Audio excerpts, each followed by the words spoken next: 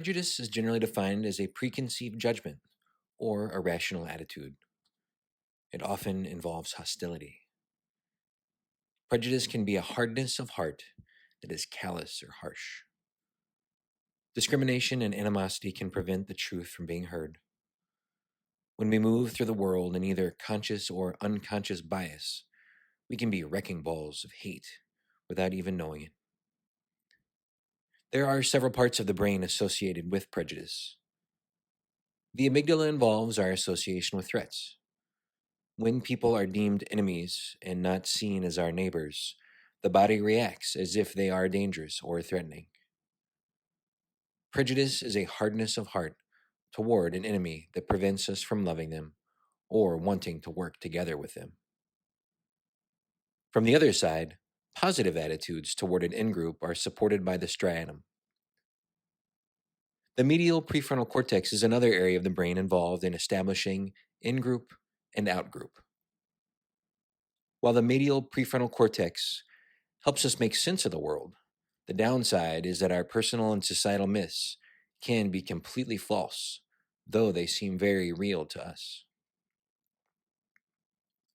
When we're told to believe stereotypes and prejudice, the neural circuitry to perpetuate hate gets strengthened and then passed on to the next generation. Sadly, prejudice can be either conscious or unconscious.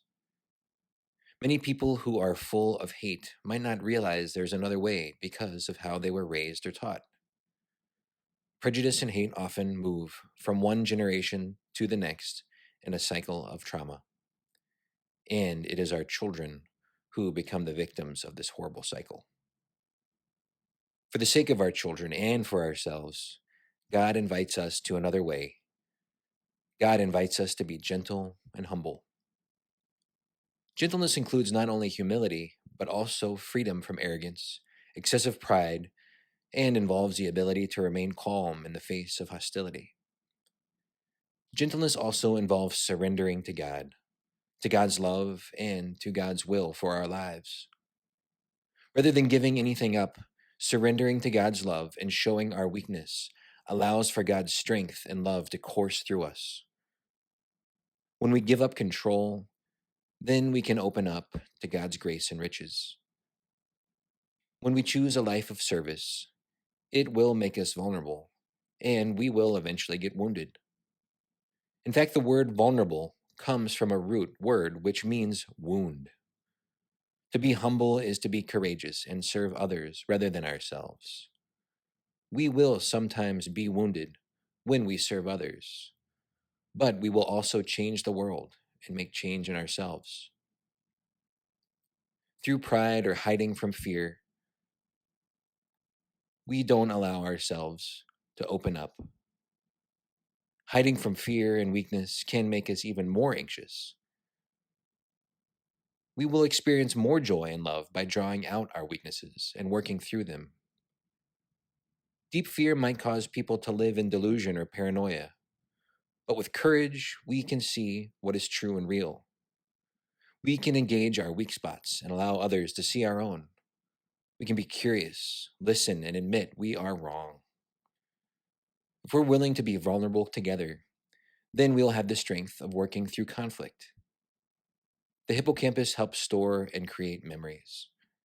The hippocampus also helps us make sense of our narratives or the stories of our lives.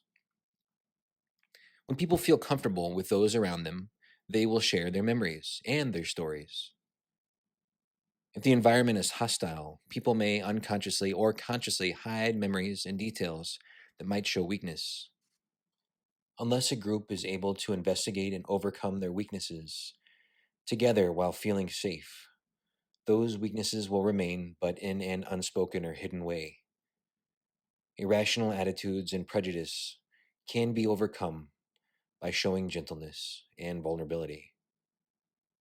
Gentleness will melt a heart hardened by prejudice. Gentleness allows for creativity, adaptation, growth, and change. It allows for God's love to course through us and heal what was broken.